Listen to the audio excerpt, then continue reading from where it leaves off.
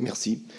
Je voudrais revenir un peu sur la dimension économique et en lien avec la question de Didier Martin tout à l'heure.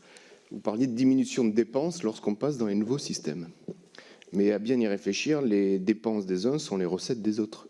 Et finalement, lorsqu'on diminue les dépenses pour les uns, pour les autres, on va diminuer par exemple le chiffre d'affaires de la vente d'intrants, on peut aussi diminuer la TVA que va toucher l'État, on peut diminuer les charges sociales, on peut diminuer l'impôt sur les sociétés parce que le résultat n'est pas le même. Et est-ce qu'il ne faudrait pas, donc, considérant tout ça, sortir d'une approche strictement liée à la coopérative ou à l'exploitation agricole et pour regarder plus globalement à l'échelle nationale en totalité pour pouvoir bénéficier d'arguments économiques forts, parce que je suis persuadé qu'au final, lorsqu'on va dans toutes ces directions-là, le gain pour la communauté nationale est positif.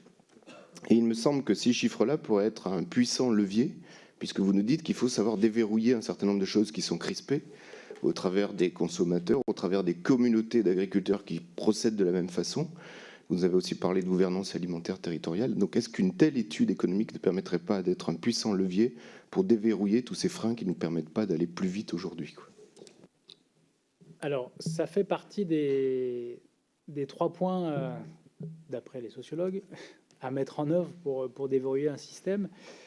Le premier point étant de montrer qu'un autre système tient la route, c'est-à-dire qu'on ne s'embarque pas dans une voie sans savoir si ça va marcher ou pas, enfin en termes de grand équilibre. Le deuxième point étant on y reviendra peut-être après, de protéger ceux qui font autrement, parce que quand on fait autrement dans un système verrouillé, on se retrouve un peu seul forcément.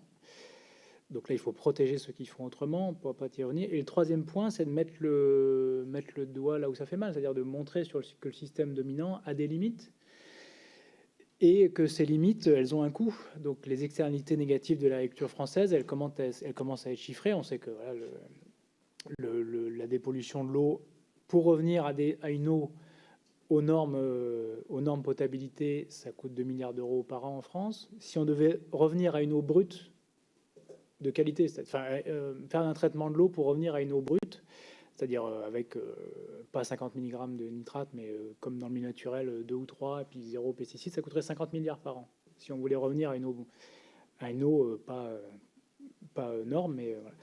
On sait que sur la santé, ça a été chiffré, il y a des chiffres qui commencent à sortir sur la santé. Insuffisamment chiffré sur la santé, mais alors, ça fait partie des choses qu'il faudrait mettre en avant, effectivement. C'est aujourd'hui, ça augmente de 10 milliards d'euros par an, la dépense de l'État là-dessus.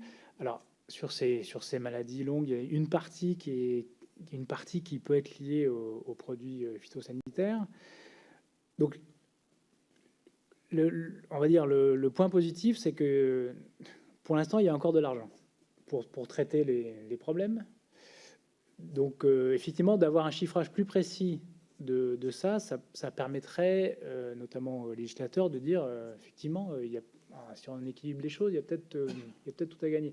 Alors, ça a mis très longtemps, les premiers chiffrages ont mis très longtemps à sortir parce que la logique qui prédominait il y a 15-20 ans, c'est de dire le système tel qu'il est, il coûte moins cher. Ça coûte moins cher de corriger les problèmes inhérents au système que de le changer. Donc aujourd'hui, la question qui est reposée, c'est est-ce que la transition finalement coûterait pas moins cher que de traiter les problèmes qui ne font que s'accumuler. C'est c'est la même chose que pour le changement climatique. Est-ce qu'il vaut mieux payer tout de suite 100 € pour s'adapter mieux que de payer 1 000 € pour réparer les dégâts? Et alors nous, on est persuadés évidemment qu'il vaut mieux essayer de mettre cet argent. Et j'ai l'impression qu'aujourd'hui, notamment après les États généraux de l'alimentation, il y a quelque chose qui se met un peu en place à l'échelle française pour engager au moins ces réflexions-là. Mais on manque quand même d'études pour affirmer certains points, notamment sur la santé. Le lien agriculture-santé et le lien santé-alimentation. Ça, le rapport de l'INSERM sur la santé de 2013 pointe du doigt le fait qu'en France, on est incapable d'avoir une base de données avec qui a acheté quoi en produits phyto et sur une période un peu longue pour faire des liens statistiques sur certaines maladies. Voilà. Et ça, la France est très en retard sur ce point-là par rapport à d'autres pays d'Europe. Alors évidemment, sur d'autres pays d'Europe, l'agroalimentaire est un secteur qui a moins de qui a moins de poids, et c'est tout à fait logique qu'il en ait, hein, je dis pas ça, mais voilà. Il y a 15-20 ans, quand je discutais avec les gens de la DGAL ou du ministère de l'Environnement, enfin, du ministère de l'Agriculture, ils disaient, voilà, aujourd'hui, on préfère payer les pots cassés et puis garder un système qui finalement nourrit tout le monde. Et qui, voilà. Aujourd'hui, quand on commence à chiffrer tous les problèmes d'environnement, les problèmes sociaux et le fait que l'agriculture n'est plus économiquement viable que pour très peu d'agriculteurs, et ben, ça vaut le coup de se poser les questions dans son ensemble. Et le coût de la transition.